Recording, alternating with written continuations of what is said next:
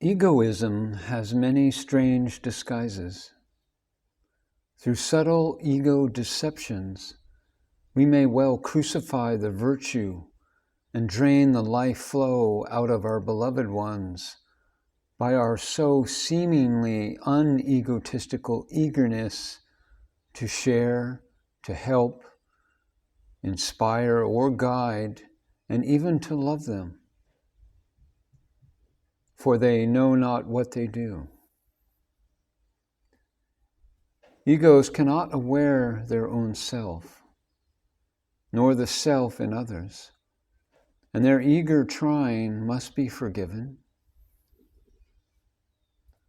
My native passive positivity and the calm sense of immanence did not seem to be characteristic of the average Western-born psyche, but it is still not so uncommon in Jutland. Even if the Jutes are Vikings, they have outgrown the infantile and adolescent lust for external power through conquest. There, the white man's or pure Aryan burden is a thing of the past. Now their victories are within. And one of the proverbs is, what outwardly we lost, we can inwardly win. There are conquests more valid, vital, and real than the juvenile ones of war. As we've seen so many times this century, wars require the brutalization and vulgarization of fellow pilgrims, the propaganda of hero worship, and the gory glory of radio, movies, and daily press power.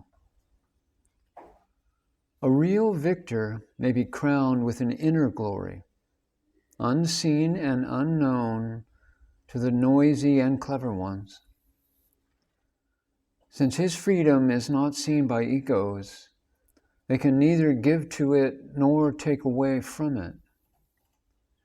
He may pass through the country and through what ye call life, unnoticed and unenvied, without disturbing anybody or anything, leaving no trace, just as a fish through the water or as a bird through the air. Both he and his artistic expression may blend into the landscape and not stand out against it. His wordless acceptance is his art, his freedom, and his power. This is the power which needs neither recognition nor advertisement. And the language of this power is silence. Deeper and deeper, the Viking boy descended into ego consciousness. Desires and power politics overshadowed the light of the real, and the play was on the surface. As they say, we are such stuff as dreams are made of. Dreams within dreams, illusions within plays of illusions. The center seemed to have shifted, and more, the actual and the factual were called reality. Eternity receded in the play of time. Father never asserted nor preached in words. He was a wordless mystic who simply was. In regard to the rightness of fellow pilgrims who vibrated in a different and even contrary rhythm, he lived his truth with the least possible fuss and interference. Mother both talked and asserted her feminine truth, and the usual subtly willful Shakti business in her rhythm of being busy in the world, one loses touch with the spiritual dimension. But it was neither vicious nor persistent with her. She could also be clear and silent and still. The feminine elements happened to be the most vocal and most playful on the surface of things in my childhood setting.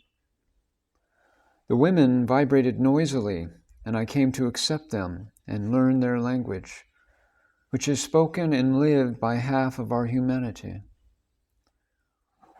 2 grown-up sisters, 12 and 14 years older in body than I, were not remembered in the regular sense until I was about 7, though they must have been an unconscious influence. There was the managing mother and a succession of servant girls, farmers' daughters considered by my mother as equals. As I was not very conscious of sexual differences, for me there was no war of the sexes. In Viking land, there was co-education and sex equality in sharing, play, and work, although the males were rarely to be found rearing children, preparing meals, or serving food, and the women joined the miniature army only as healers and nurses. There was widespread sex equality. So from childhood, the feminine rhythm was no more strange to me than was the masculine one. Different in quality, not in kind. And each individual rhythm varied. I saw each person as a beautifully different variation of the same life. At school, we all shared in games and in lessons. And at home, we shared in work and in leisure. At one time, a neighboring girl, a little lonely, was often my playfellow, and for years a city boy was my intimate companion on the farm.